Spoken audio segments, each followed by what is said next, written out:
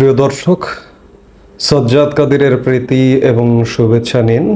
এই মুহূর্তে আপনাদের সামনে কথা বলতে এসেছি কারাগারে কি হয়েছে এই প্রসঙ্গটি নিয়ে। কারাগারে কি হয়েছে সেটি কথা বলবার আগে সংবাদ মাধ্যমে যেটি এসছে আমি সেটি একটু আপনাদের জানাই যে সংবাদ মাধ্যম বলছে ঢাকা কেন্দ্রীয় কারাগারের ফটকে দায়িত্বরত কারারক্ষীদের ওপর বন্দীদের স্বজনেরা হামলা চালিয়েছেন। কেরানীগঞ্জে যে কেন্দ্রীয় কারাগার আছে সেই কারাগারে কারারক্ষীদের ফটকে বন্দীদের স্বজনরা কারারক্ষীদের ওপর হামলা চালিয়েছে। এটি গত পরশুর ঘটনা। গত শুক্রবার সন্ধ্যায় এই ঘটনা ঘটে। খবর পেয়ে অতিরিক্ত কারারক্ষী গিয়ে পরিস্থিতি নিয়ন্ত্রণে আনেন। এ সময় 3 জনকে আটক করে পুলিশে সোপর্দ করা হয়েছে। এদিকে এই ঘটনায় রাতেই ঢাকা কেন্দ্রীয় কারাগারের সহকারী প্রধান কারারক্ষী সৈয়দ আনিসুর রহমান বাদী হয়ে দক্ষিণ কেরানীগঞ্জ থানায় মামলা করেছেন। মামলায় সরকারি সম্পদ নষ্ট সহ বিশৃঙ্খলা সৃষ্টি করে কারা নিরাপত্তায় বিঘ্ন ঘটানোর অভিযোগ আনা হয়েছে।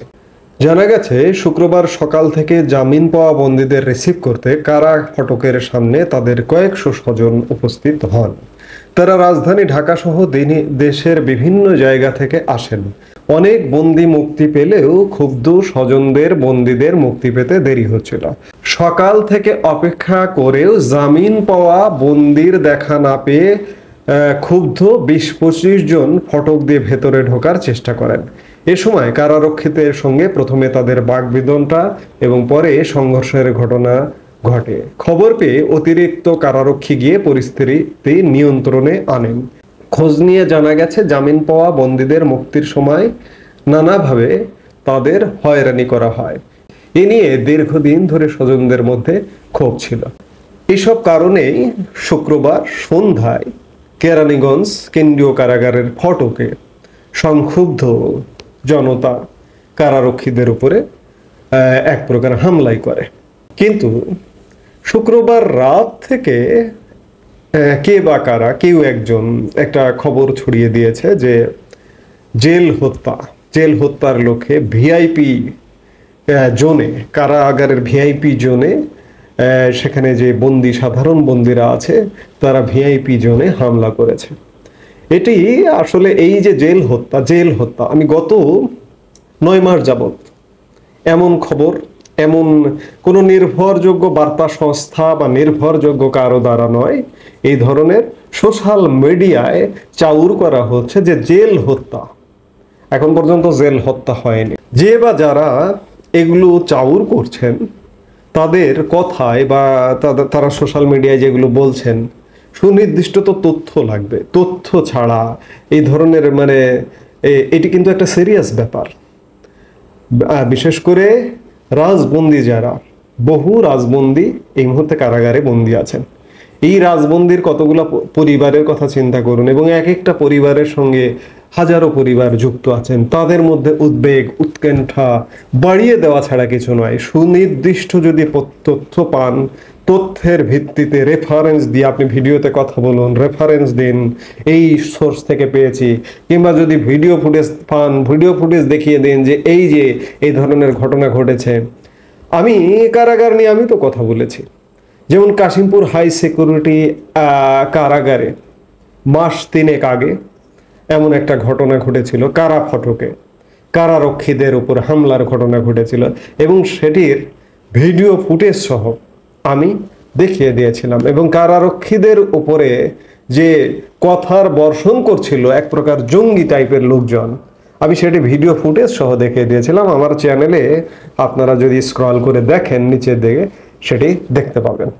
তো কাজেই এই ধরনের আসলে বিভ্রান্তিমূলক কথা বলা, এই মুহূর্তে বাংলাদেশের মানুষ সত্যিকার অর্থে ভালো নেই। বাংলাদেশের মানুষ একটা অন্যরকম বাজে সময় অতিবাহিত করছে। এই বাজে সময়ে বিভ্রান্তিমূলক তথ্য দিয়ে বিভ্রান্ত করাটা সমীচীন নয়। আর এই যে বিশৃঙ্খলা, কারা ফটকে যে বিশৃঙ্খলা যেটি গণমাধ্যমে এসছে, এই বিশৃঙ্খলা আজকে বাংলাদেশি বিশৃঙ্খলার মধ্যে কারাগারে যে বিশৃঙ্খলা হবে এটি হতেই পারে। কারণ কারাগার বাংলাদেশের বাইরে নয়, এবং এটি মাঝে মাঝেই হয়। আওয়ামী লীগের কোনো নেতাকর্মী বন্দীদের দেখলে, সাধারণ বন্দী যারা ধরুন আওয়ামী বিরোধী, বিএনপি জামাত বন্দী আছেন, কারাগারে আছেন, এখনো পর্যন্ত জামিন পাননি, তারা দেখলে চিল্লাপাল্লা করেন, তারা দেখলেই উত্তেজনা সৃষ্টি করেন আওয়ামী লীগের কাউকে দেখলে। এটি স্বাভাবিক ব্যাপার। বাংলাদেশে যেমন যে কোনো সময় যে কোনো জায়গায় উত্তেজনা তৈরি হচ্ছে, কারাগারের বিষয়টিও কিন্তু একদম স্বাভাবিক। তবে আমার জানা মতে এখন পর্যন্ত সুপরিকল্পিতভাবে জেল হত্যার কোনো পরিকল্পনা আমি কোথাও এখনো খুঁজে পাইনি।